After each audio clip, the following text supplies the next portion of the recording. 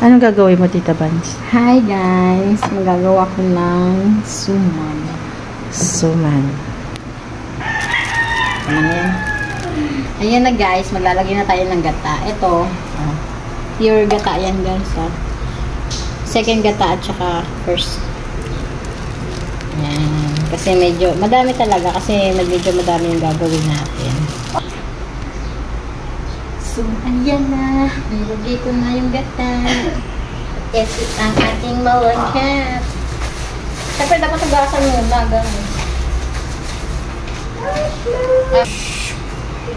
Lalagay na natin ito dito.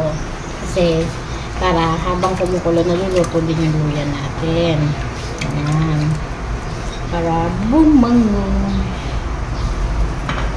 Okay. Yung gata niya sa kakakulong. Hindi naman, lutong-luto dapat.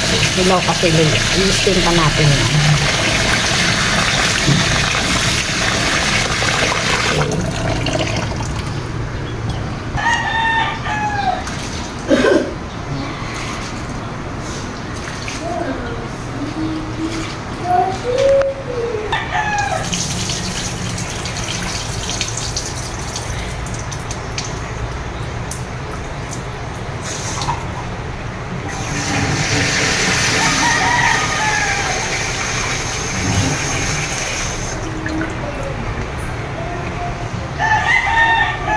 Minalupang pa siya. Eh dapat ugasin natin mabuti.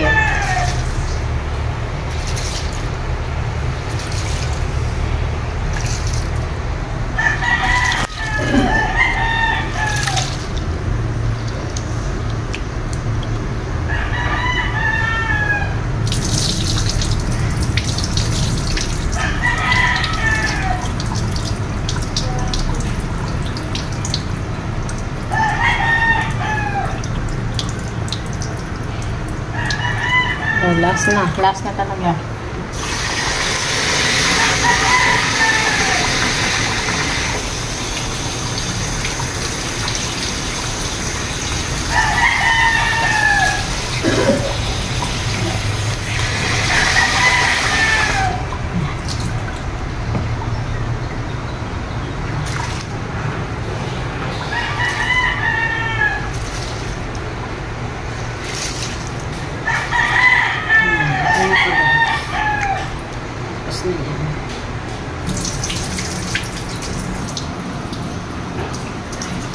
Hindi siya mapuhos.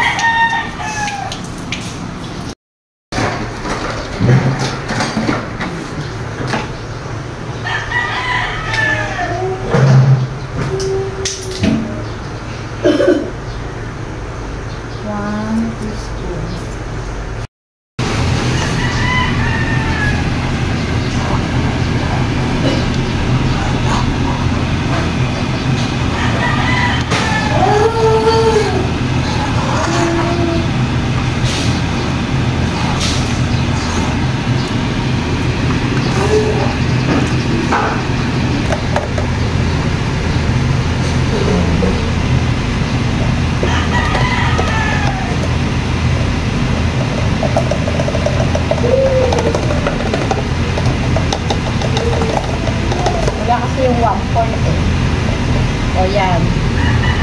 Half cup. Wala kasi yung 1/4. So, dapat hindi nyo lang siya punuin lang. And then, konti-konti lang yun. Para mag-mix lang. Next.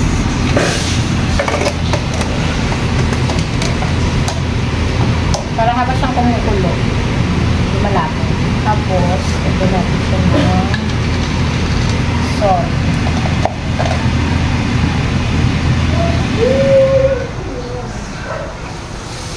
Half tablespoon. Char. Ayan, ganyan lang siya guys.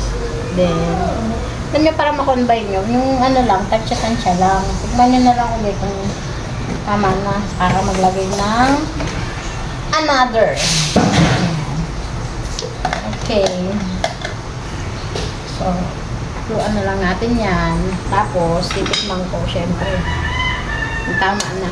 Ano kala nyo? Ako Makukuha din yan kaya sa tikim-tikim. Ang lasa niya.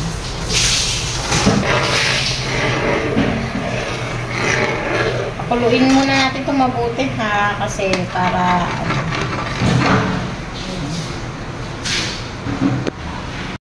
ilalagay ko na itong malagkit natin guys. Kasi medyo malapot-lapot na. Ayan.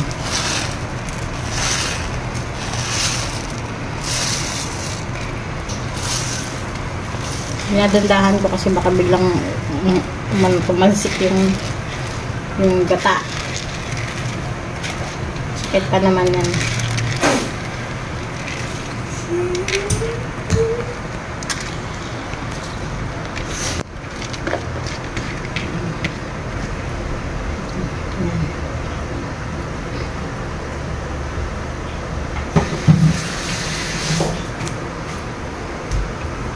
Tapos, sininaan ko na yung apoy niyan guys, kaya parang hindi siya masunog. Dapat halo lang ng halo. Diba? Tamang-tama lang yung gata natin.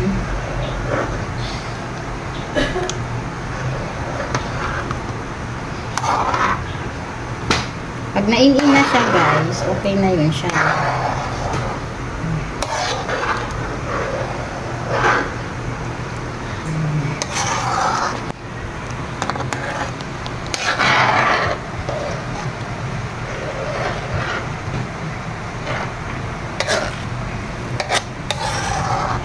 Hanggang sa ma-absorb lang niya yung gata.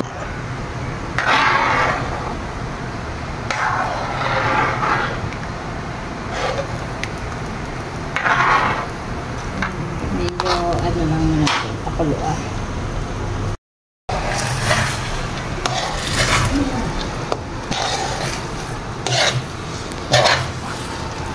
Ayan, na-absorb na niya. Diba? Ganyan lang guys. Medyo masama. Pag gusto nyo na malambot, okay na to.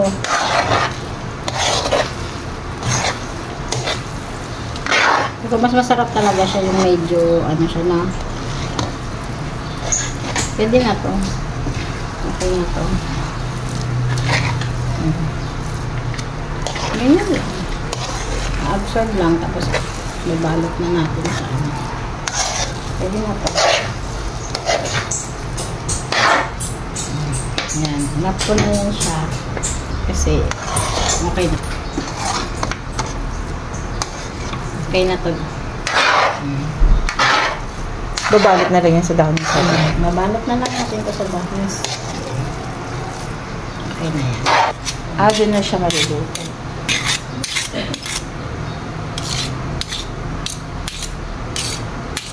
Ito nga ako sa sa sagingan ng aming kapitbahay at manghihingi ng dahon ng saging.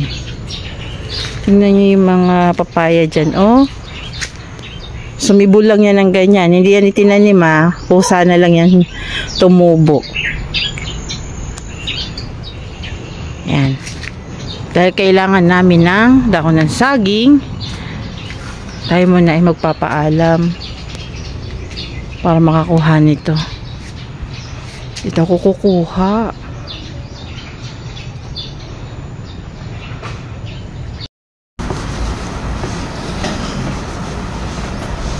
Ang ginagawa po ni Tita Bans, nililinis niya po yung dahon ng saging bago niya ilagay yung kanin, yung malagkit. Nililinis niya muna ng sapal. Siyempre tatanggalin nyo na yung yung luya.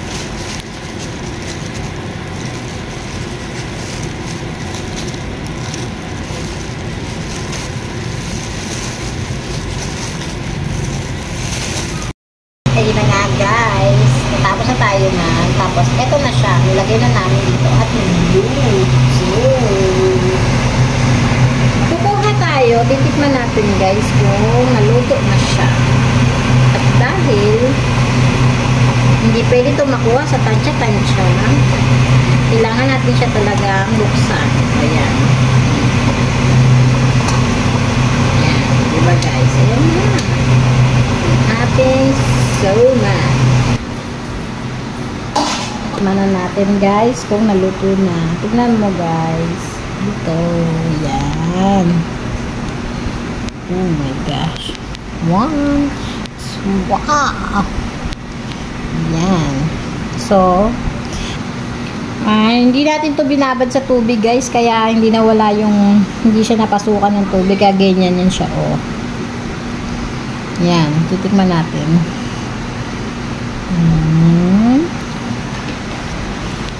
Naluto na siya. Yan. Hindi pa siya masyadong luto. At titikman natin si Lola. Yan na.